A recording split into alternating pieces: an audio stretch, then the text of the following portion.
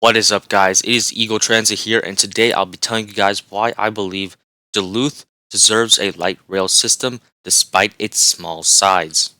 So, this is what I'll be covering. I'll be going over the light rail map that I've built myself, the long term savings, traffic, environmental impact, and economic benefits. First, let's get into the system map that I've built myself. This one starts in Lester Park in northern Duluth and goes down towards the University of Minnesota Duluth, downtown Duluth, and continues going south through Duluth. This should really be called the Duluth line because how much it is in just Duluth. It's probably 80% in Duluth. Goes down here to Gary. Then it goes west towards Carlton, where it ends. The blue line starts and ends in Cloquet, and it goes down south a little bit, and then to the east, where it goes through Scalon, Esco, then it goes to Proctor, and then it goes into the Duluth downtown-ish area, where it goes past the College of Saint Scholastica. I don't know how to pronounce that. I'm sorry about that. Also goes up to University of Minnesota Duluth and goes up a different way and ends in Woodland. Finally, we have the Green Line. This one starts and ends in the Duluth Airport, and it goes down south and also east into this very commercial heavy area past the Miller Hill Mall and more, and also goes into downtown Duluth for a little bit.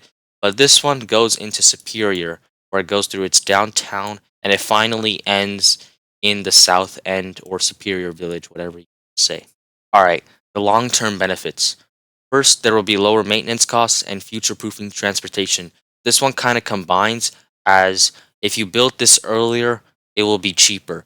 And if you need to fix something that's broken, it will be cheap. Compared if you did this 30 years in the future, it would be a lot more expensive. And you are using most likely tax dollars to build this, and you don't want to use a lot of the public's money to build this. Also, in the case of winter time, you can fix the system or build it in a sense which it would be resistant to the cold, icy winter compared to buses, which you can't really future proof. Also, this will increase property values to houses and businesses around the light rail.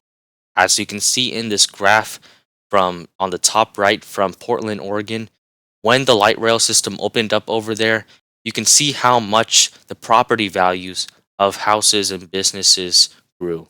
The second key factor is traffic.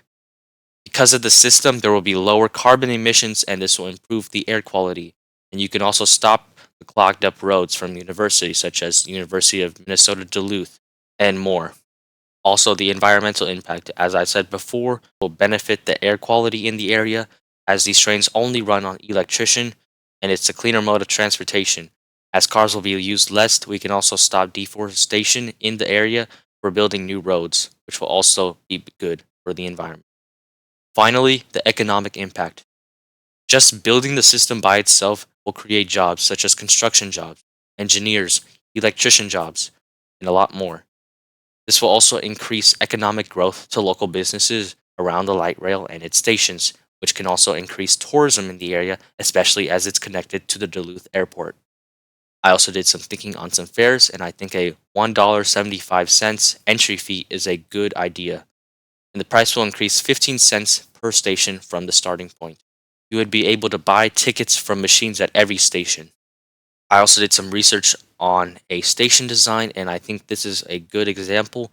Obviously, this one is a lot bigger, kind of, because it is in Seattle, but I like the design of it. There's a lot of artwork on the walls. There is roofs to protect you from the snow or rain. There are seats, and it's not too big or fancy in the sense which it would cost a lot of money. And especially because Duluth is a small area, you can't have big stations, and I think this is a good size. I also did some thinking on possible light rail train options, and I think the Alstom Citadis or the Simons S200 is the best fit for the Duluth area. But overall, I think the Alstom Citadis is still a better option because it is well used, it's well known, and it runs better. Thank you guys for listening. If you guys did enjoy this video, I would appreciate it if you guys leave a like and consider subscribing to my channel. Thank you guys for watching.